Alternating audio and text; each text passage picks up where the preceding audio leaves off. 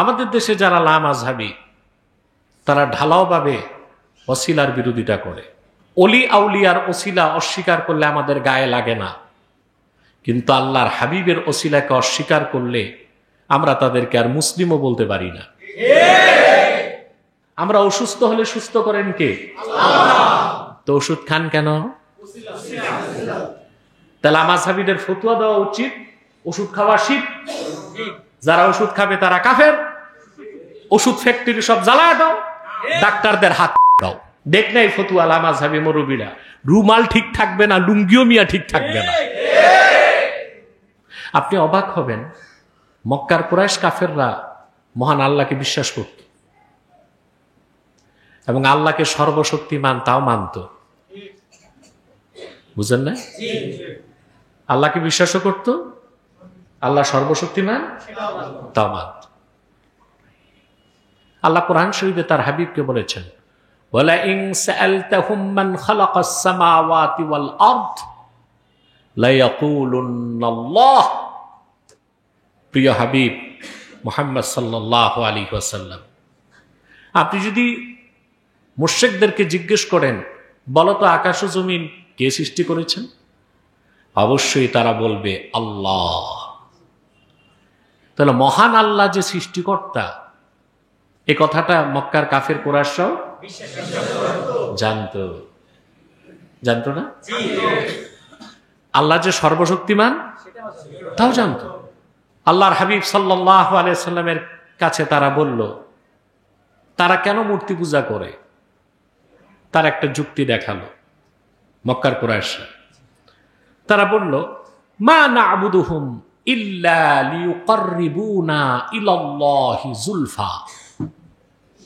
আমরা তো এইসব দেবদেবী এগুলোকে সর্বশক্তিমান মানি না, আল্লাহকে স্রষ্টা মানি, তবে এগুলোকে ওসিলা বানাইছি, এদের ইবাদত করি, এরা যেন আমাদেরকে সুপারিশ করে আল্লাহর কাছাকাছি পৌঁছায় দেয়। আল্লাহকে বিশ্বাস করতো তারা? কথা বলে। আল্লাহ সর্বশক্তিমান তাও কি বিশ্বাস করতো? কিন্তু তাদের অপরাধ ছিল দেবদেবীগুলোকে আল্লাহর সমকক্ষ মনে করত। ওদের বিশ্বাস ছিল যে দেবদেবীর সুপারিশ ছাড়া, মূর্তিগুলো সুপারিশ ছাড়া আল্লাহ আমাদেরকে কবুল করবেন না। এখন আসলো ওয়াসিলার বিষয়, ঠিক না? আমাদের দেশে যারা লামাযহাবী তারা ঢালাওভাবে ওসিলার বিরোধিতা করে। অলি আউলিয়ার ওসিলা অস্বীকার করলে আমাদের গায়ে লাগে না, কিন্তু আল্লাহর হাবিবের ওসিলাকে অস্বীকার করলে আমরা তাদেরকে আর মুসলিমও বলতে পারি না। ওরা কোরআন শরীফের আয়াতের অর্থ বুঝে নাই। ওয়াসিলা সবটাই হারাম নয়, শিরক নয়। ওসিলা দুই প্রকার, একটা ওয়াসিলা তাআব্বুদিয়্যাহ, এটা শিরক, এটা কি? আর একটা ওয়াসিলা সাবাবিয়্যাহ। ওসিলা তাআব্বুদিয়্যাহ হচ্ছে যেটা মক্কার কুরাইশদের ওসিলা ছিল, ওইটা শিরক। ওরা আল্লাহ পর্যন্ত পৌঁছার জন্য দেবদেবীগুলোর মূর্তিগুলোর মুখাপেক্ষী হতো, সেটা শিরক। ওই ওসিলা কি? শিরক। আরেকটা হচ্ছে ওয়াসিলা সাবাবিয়্যাহ, অর্থাৎ আল্লাহ যে কাজের জন্য যেটাকে সাবাব বানায় দিয়েছেন। যেমন আমরা অসুস্থ হলে সুস্থ করেন কে? তো ওষুধ খান কেন? তাহলে মাযহাবীদের ফতোয়া দেওয়া উচিত ওষুধ খাওয়া শিরক, যারা ওষুধ খাবে তারা কাফের, ওষুধ ফ্যাক্টরি সব জ্বালায় দাও, ডাক্তারদের হাত দাও। কেন? ওসিলা শিরক। ওসিলা কি? ভালো করেন কে? আল্লাহ। ওয়া ইযা মারিদতু ফাহুয়া ইয়াশফিন। আমি যখন অসুস্থ হই শাফা দেন কে? আল্লাহ। কিন্তু আল্লাহ তাআলাই ওষুধকে ওয়াসিলা হিসেবে সাবাব বানায় দিচ্ছেন, অর্থাৎ ওষুধ গ্রহণ করলে আল্লাহ শেফা দিবেন। এটা ওয়াসিলা তাআব্বুদিয়া না, ওয়াসিলা সাবাবিয়া। যদি সব ওসিলাই শিরক হয় তাহলে ওষুধ খাওয়াও দেখ নাই ফতুয়া লামাযহাবী মুরব্বিরা, রুমাল ঠিক থাকবে না, লুঙ্গিও মিয়া ঠিক থাকবে না। হ্যাঁ, ওরা লুঙ্গি পরে না তো কি পরে? এই ফতুয়াগুলো দিয়ে জাতিকে তারা বিভ্রান্ত করে দিচ্ছে। সন্তান দেওয়ার মালিককে তো বিয়ে করেন কেন? ওসিলা তোলা বলে দিক বিয়ে করা হারাম, কথা বলে।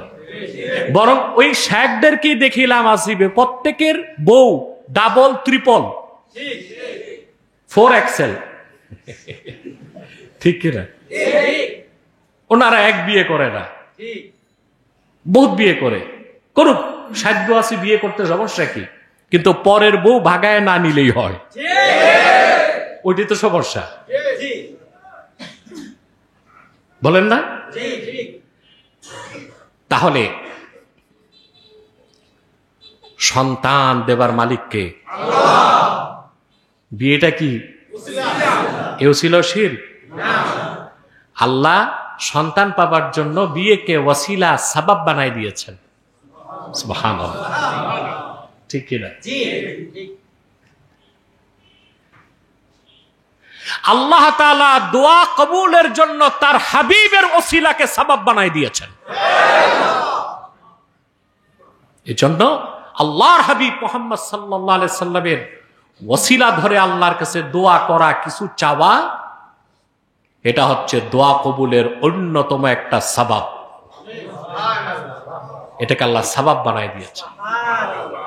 এটাকে যে শিরক বলবে ও নিজেই মুশরিক। উদ্দেশ্য হচ্ছে মানুষের অন্তর থেকে আল্লাহ তার হাবিবের আজমাতকে বের করে দেওয়া, ঠিক কিনা? সেজন্য এদের ব্যাপারে আমার অবস্থান জিরো টলারেন্স। সকল কাফের মুশরিক রাম বাম নাস্তিক জিন্দিকদের বিরুদ্ধে আমি কঠোর বক্তব্য দিয়ে থাকি। আমাদের সংগঠন দেশব্যাপী কাজ করছে, কিন্তু লামাযহাবিটার বিষয়টা আমি দেখেছি এটা ধীরে ধীরে ক্যান্সারের রূপ নিচ্ছে। কিছু রূপ নিচ্ছে? ক্যান্সারের রূপ নিচ্ছে। ক্যান্সার একবার ধরে ফেললে জাতিকে আর কোনো ঔষধে কাজ হবে না। তাহলে মুশরিকরা যে ওসিলা ধরতো দেবদেবীর, কেন? আল্লাহর কাছে পৌঁছার জন্য। তা তাদের উদ্দেশ্য ছিল মহৎ, তরিকা ছিল ভুল। কথা বলে, উদ্দেশ্য কি ছিল? আল্লাহর নৈকট্য পাওয়ার উদ্দেশ্য ছিল, কিন্তু তরিকা ছিল শয়তানের তরিকা, শিরকি তরিকা, শিরকি পদ্ধতি। তাহলে এ কথা স্পষ্ট হয়ে যায় যে মক্কার কুরাইশরা, কাফেররা, যারা আল্লাহর হাবিবের বিরোধিতা করলো 13টি বছর মক্কায়, আল্লাহর হাবিব মদিনা মুনাওয়ারা হিজরত করার পরও তারা বিরোধিতা করলো। একটি দুইটি যুদ্ধ, উহুদের যুদ্ধ, বদরের যুদ্ধ, খন্দকের যুদ্ধ, কতগুলো যুদ্ধ করলো। এক বদরেই কাফেরদের 70 নেতা মারা গেল। মূল দ্বন্দ্বগুলোর একটি ছিল আল্লাহ এক, এটা বিশ্বাস করতো না। দেবদেবীগুলোকে আল্লাহ সমকক্ষ মনে করত। এই জন্য তাদের কোন ইবাদতকে আল্লাহ তাআলা কবুল করেন নাই। কাফের ও মুশরিক হিসেবে চিরকাল তারা জাহান্নামে জ্বলবে, ঠিক কিনা?